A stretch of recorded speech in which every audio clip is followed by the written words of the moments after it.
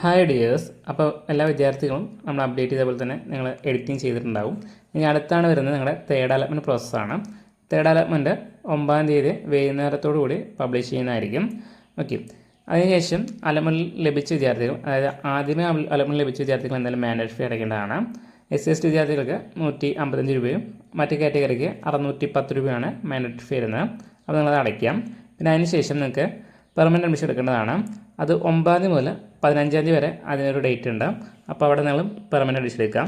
രണ്ട് രീതിയിൽ നിങ്ങൾക്ക് പെർമനൻറ്റ് അഡ്മിഷൻ എടുക്കാൻ പറ്റും. ഒന്ന്, 6 ഓപ്ഷൻസ് ക്യാൻസൽ ചെയ്തിട്ട് പെർമനൻറ്റ് അഡ്മിഷൻ എടുക്കാം. പിന്നെ നിങ്ങൾക്ക് വേറെ കോളേജിൽ നിങ്ങൾ വെയിറ്റ് ചെയ്യുന്നുണ്ടെങ്കിൽ അവിടെ 6 ഓപ്ഷൻസ് വെക്കാം, എന്നിട്ട് അഡ്മിഷൻ എടുക്കാൻ പറ്റും. അപ്പോൾ നിങ്ങൾ സപ്ലിമെൻ്റ് അലോട്ട്മെൻറ്റിലേക്ക് പരിഗണിക്കുന്നതായിരിക്കും. ഓക്കെ, ഇവിടെ പിന്നെ എഡിറ്റിംഗ് ഓപ്ഷൻസ് വരും, ലേറ്റ് രജിസ്ട്രേഷനും ഉണ്ട്. ഈ എഡിറ്റിംഗ് ഓപ്ഷൻ പങ്കെടുക്കണമെങ്കിൽ നിങ്ങൾക്ക് 6 ഓപ്ഷൻസ് ഉണ്ടായാൽ മാത്രമേ കഴിയുള്ളൂ. ഓക്കെ, പിന്നെ ലേറ്റ് രജിസ്ട്രേഷൻ എന്ന് പറഞ്ഞാൽ ഇതുവരെ അപ്ലൈ ചെയ്ത വിദ്യാർത്ഥിക്ക് അപ്ലൈ ചെയ്ത ഒരു അവസരമാണ്. അപ്പോൾ നിങ്ങൾ യൂസ് ചെയ്യാം. ഓക്കെ, പിന്നെ അടുത്ത് പറയാനുള്ളത്, ഫസ്റ്റ് ഓപ്ഷനിൽ ലഭിച്ച വിദ്യാർത്ഥികൾക്ക് ഈ എഡിറ്റിംഗ് ഓപ്ഷനിൽ പങ്കെടുക്കാൻ കഴിയില്ല. ഓക്കെ, പിന്നെ ഇതേ തുടർന്നുള്ള അടുത്തൊരു അവൈലബിലിറ്റി എന്ന് പറയുന്നത് സപ്ലിമെൻ്ററി ഓപ്ഷൻസ് വരുന്നുണ്ട്. 2 സപ്ലിമെൻ്ററി ഉണ്ടാകും. ഓക്കെ, പിന്നെ സെൽഫ് ഫിനാൻസിലേക്കുള്ള സെപ്പറേറ്റ് റാങ്ക് പബ്ലിഷ് ചെയ്യുന്നതായിരിക്കും. അതനുസരിച്ചാണ് സെൽഫ് ഫിനാൻസ് കോളേജിലേക്ക് അഡ്മിഷൻ നടക്കുന്നത്.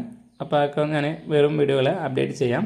എന്തെങ്കിലും സംശയങ്ങളുണ്ടെങ്കിൽ നമ്മൾ വാട്സപ്പ് ഗ്രൂപ്പിൽ ജോയിൻ ചെയ്തിട്ടോ അല്ലെങ്കിൽ കമൻറ്റ് വീഡിയോ ചോദിക്കാവുന്നതാണ്. Thank you for watching.